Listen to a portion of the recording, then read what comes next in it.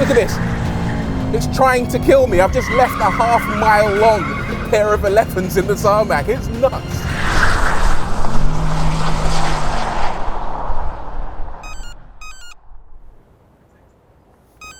No. Get your head out your backside, Thomas. Get your game face on, get it sorted, and handle it, all right? If you don't, I'll fire you.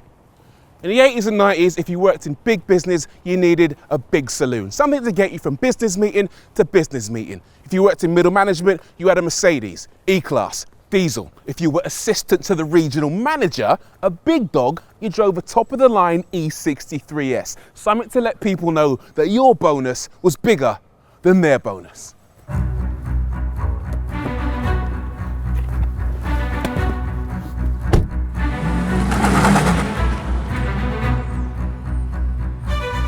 The problem is that times have changed, and super saloons like this new 2021 E63S, along with the people it used to be aimed at, are falling out of fashion. Instead, people are gravitating towards SUVs, or in the case of people who want to reduce their company car tax bills, electrics or hybrids.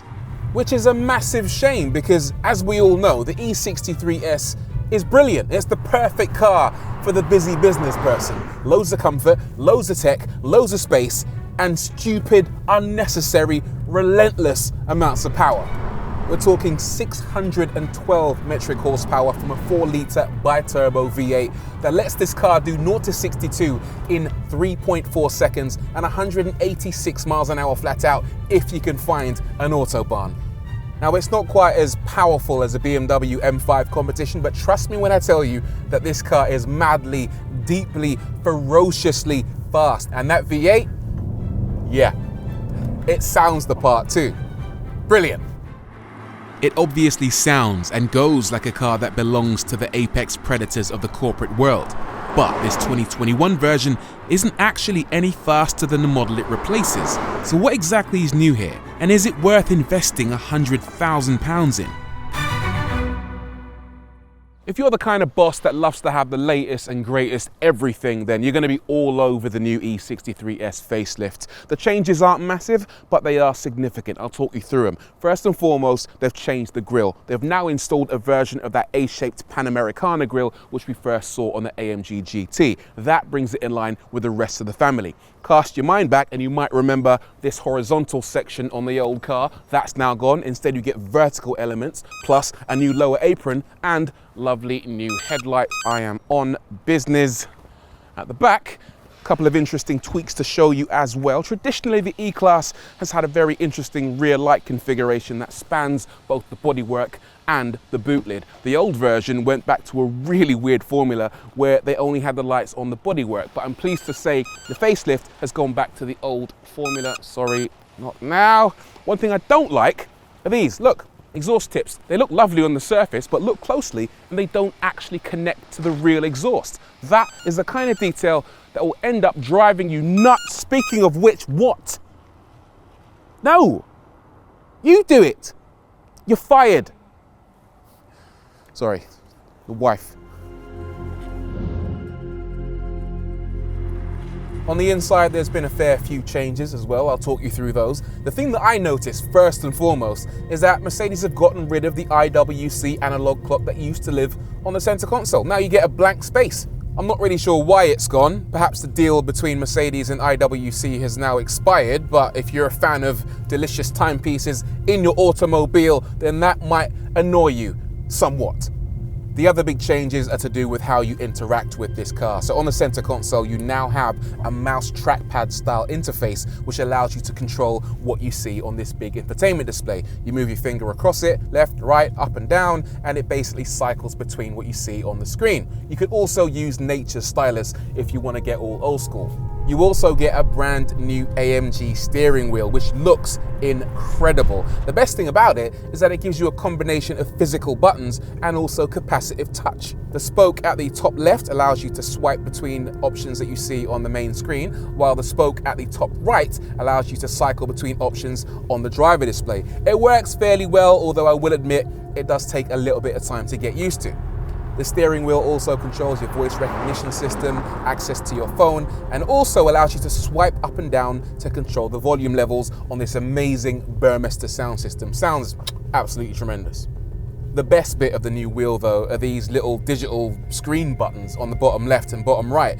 The one on the bottom left allows you to toggle between commonly used functions that a driver might want to change, whether that be your suspension, your gearbox between manual and automatic, your AMG dynamics mode, the loudness of your exhaust, or your traction control.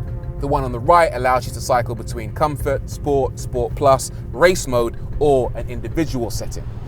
And on the subject of comfort, that's where the new E63S excels. Cast your mind back to the old car. I mean, it was brilliant, but it wasn't comfortable, not in the slightest. The suspension used to crash over imperfections in the road surface and send vibrations up into the cabin in a way that wasn't really becoming of a business executive. You couldn't put clients in the back of this without them complaining. The suspension was just too hard, but this thing, whack it into comfort mode, and suddenly it's a lot more civilized. There's now much more of a fluency to the way this car moves over the surface of the road, a bigger difference between the most comfortable mode and the most extreme mode. You can drive this car up and down the M1 or through business estates like this one, flogging toner cartridge till you're blue in the face. Lovely. So that's all well and good, but what about performance? Well, you'll be pleased to hear that with a simple turn of the mode switch, the E63S goes from cruiser to cruise missile. The car defaults to all-wheel drive, so it feels completely bulletproof. Drive it normally and it doesn't feel wild or intimidating in the slightest. For wild, you'll need drift mode.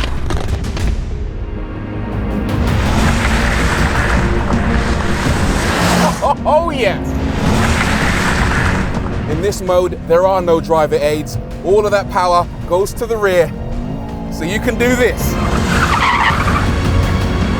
Look at this thing, it's an absolute drift machine. Go anywhere near the throttle and the back end just wants to come around on you. Oh yes, Mercedes!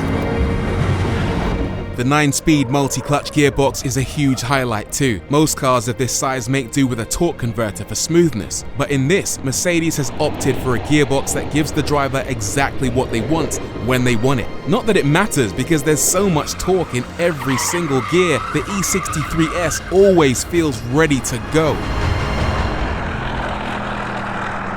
And the scary thing is it could be even faster.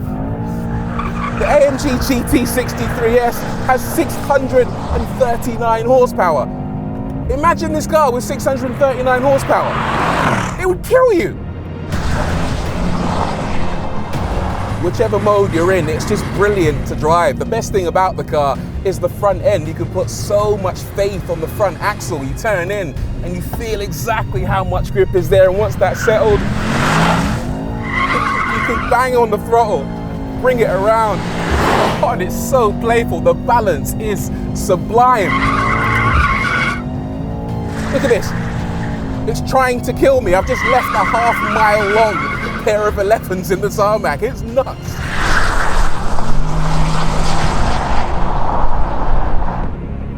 So you can drive this car any way you want. You want to drive it nice and neat, you can do that. You want to drive it like a hooligan? No problem. This car is genuinely brilliant. It's devastatingly quick, mind-bogglingly capable, impossibly involving, and yet somehow super comfortable at the same time. There's a reason why business types make a beeline for the E63, and with these updates, Mercedes have made this car so much better. But as good as these things are, we can't ignore the fact that times are changing. The people who once bought these cars are now looking elsewhere. They're better served by less brash, more eco-friendly vehicles. And that's a real shame, because Mercedes have done a brilliant job with this car. It deserves to be experienced by everyone. Genuinely, I think this is about as good as cars can get. You'll struggle to find another vehicle that is as involving, as capable, and yet as comfortable as the E63S. In a world where most business is done online, fast, loud, smoky V8s are falling out of fashion, and eco-friendliness is on the rise. The super saloon, and indeed the people who drive them, are perhaps on borrowed time, but at least we can say we were there to see and experience a breed of car that not only makes a statement in the company car park, but also where it truly matters, on the road.